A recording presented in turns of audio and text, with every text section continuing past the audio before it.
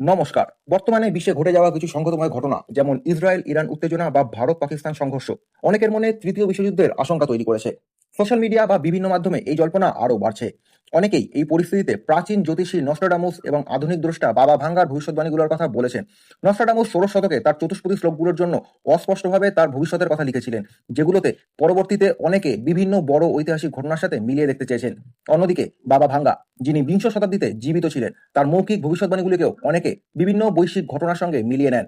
তাদের উভয় নামই নাকি তৃতীয় বিশ্বযুদ্ধ বা বড় কোনো বিপর্যয়ের পূর্বাভাসের সঙ্গে যুক্ত করা যায়। তবে এই ধরনের ভবিষ্যৎবাণীগুলোর কোনো বৈজ্ঞানিক ব্যাখ্যা নেই। নস্ট্রাডামুস তার শ্লোকগুলোকে এতটাই অস্পষ্টভাবে লিখে রেখেছিলেন যে সেগুলোকে বিভিন্নভাবে ব্যাখ্যা করা সম্ভব। অপরদিকে বাবা ভাঙ্গার ভবিষ্যৎবাণীগুলোকেও তার অনুসরণকারীরা শুধুমাত্র বর্তমানে ঘটে যাওয়া বিভিন্ন ঘটনার সঙ্গে মেলানোর চেষ্টা করেন। কোনো ঘটনা ঘটার পরে এই ধরনের ভবিষ্যৎবাণীগুলিকে শুধুমাত্র তার সঙ্গে রিলেট করা হয়। এটা মানব মনের একটা প্রবণতা, যেখানে মানুষ অনিশ্চয়তার সময় ভবিষ্যৎ সম্পর্কে একটি স্থিরতা বা ধারণা পেতে চায়।